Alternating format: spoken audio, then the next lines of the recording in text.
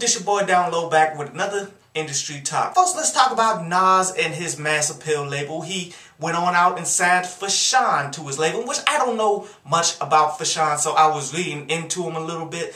And from what I read, he was pretty much going to quit rap until Nas came in and pretty much helped him and shit. And you know, that's not a good look for Nas, you dig? Like, when you are putting together a record label, you want to select people that's out there grinding, that's out there finding their own success. Not only based off skills and how much you believe in them, because there's a ton of people out there to choose from. If you choose someone whose will is already broken, who's about to fucking quit and shit, you're going to be very disappointed because they have a lot more work to do in order to make your label a fucking success. I definitely wish them the best, man, but honestly, when someone quits grinding and almost gives the fuck up, then really there's nothing you can do, man. Next, Don Cheadle has been working on an Indiegogo campaign, man, to do a movie about Miles Davis's life and such, which is fucking amazing, man, because it's all black brother making a movie about all black brother without going through the damn movie studios that's going to just fuck it up, man, in which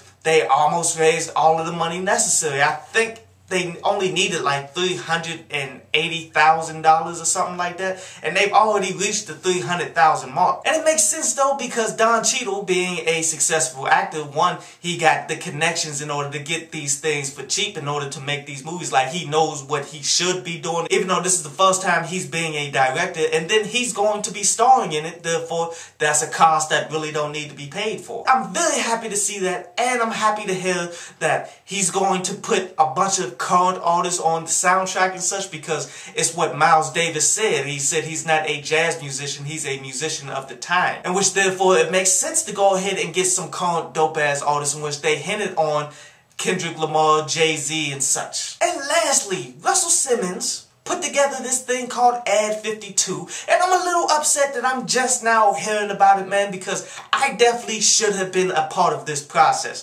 Even though I know nobody fucking knows me and shit, I should have been a part of this. Now, what ADD52 is pretty much a deal that Russell Simmons has for his own label, the All Digital Def Jam or something like that, with Samsung Milk, the streaming music service, in which they already chose 52 music acts in which they're going to promote for an entire year. And by the end of the year, whoever got the most views, likes, all of that shit, man, end up getting a record deal with Universal Music. Now, they weren't specific on if it's going to be all hip-hop, in which I'm hoping it is, because there's a ton of us out there, man, that are very talented, and I really wonder how many people from my mixtape reviews and from my lists of who's the next to come is actually going to make this. Wouldn't be surprised to see many, wouldn't be surprised to see none. But that's definitely another thing to look out for, man. But anyway, this was another industry talk.